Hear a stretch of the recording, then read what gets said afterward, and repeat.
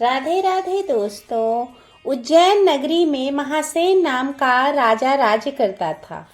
उसके राज्य में वासुदेव शर्मा नाम का एक ब्राह्मण रहता था, जिसके गुड़ाकर नाम का एक बेटा था। गुड़ाकर बहुत जुआरी था। वह पूरे दिन जुआ खेलता रहता था। उसकी इस आदत से उसके पिता वासुदेव शर्मा बहुत परेशान रहते थे। एक दिन गुड़ाकर अपने पिता का सारा धन जुए में हार गया। ब्राह्मण ने उसे घर से निकाल दिया। वह दूसरे नगर में पहुंचा। वहां उसे एक योगी मिला। उसे हैरान देखकर उसने कारण पूछा तो उसने सब बात बता दी। योगी ने कहा, लो पहले कुछ खा लो। गुड़ाकर ने जवाब दिया, मैं ब्राह्मण का बेटा हूँ, आपकी भिक्षा कैसे खा सकता हूँ।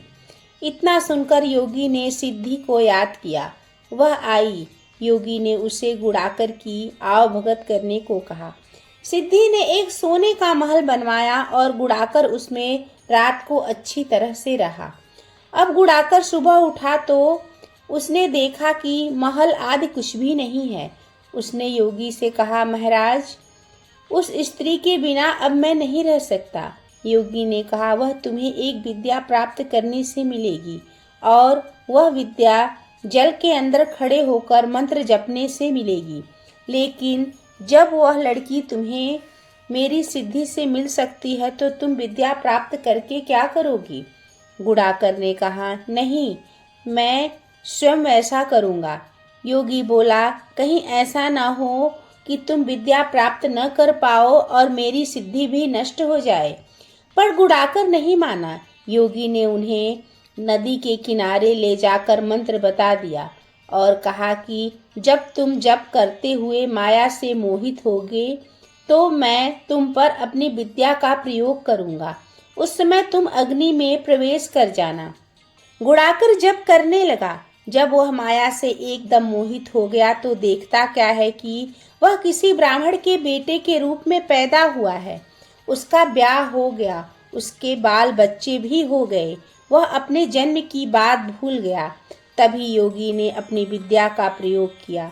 गुड़ाकर माया रहित होकर अग्नि में प्रवेश करने को तैयार हुआ। इस समय उसने देखा कि उसे मरता देख उसके माँ बाप और दूसरे लोग रो रहे हैं और उसे आग में जाने से रोक रहे हैं। गुड़ाकर ने सोचा कि मेरे मरने पर यह सब भी मर जाएंगे और पता नहीं योगी की बात सच होगी या नहीं। इस तरह सोचता हुआ वह आग में घुसा तो आग ठंडी हो गई और माया भी शांत हो गई। गुड़ाकर चकित होकर योगी के पास आया और उसे सारा हाल बता दिया। योगी ने कहा, मालूम होता है कि तुम्हारे करने में कोई कसर रह गई। योगी ने स्वयं सिद्धि को याद किया पर वह न आई। इस तरह योगी और गुड़ाकर दोनों की विद्या नष्ट हो गई। दोनों की विद्या नष्ट होने से वह बहुत परेशान हो गए और एक शुद्ध पुरुष के पास गए और पूछा कि हमारी विद्या क्यों नष्ट हो गई। वह सिद्ध पुरुष ने कहा, निर्मल और शुद्ध संकल्प करने से ही सिद्धि प्राप्त होती है। गुड़ाकर के दिल में शंका हुई कि पता नहीं योगी की बात सच होगी या नहीं। इसी से उसका ज्ञान नष्ट हो गया।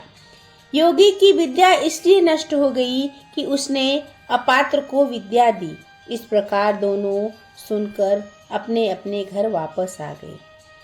दोस्तों, कहानी कैसी लगी? अगर अच्छी लगी तो एक लाइक, कमेंट और चैनल को सब्सक्राइब करें और हाँ, बेल आइकन को दबाना ना भूलें।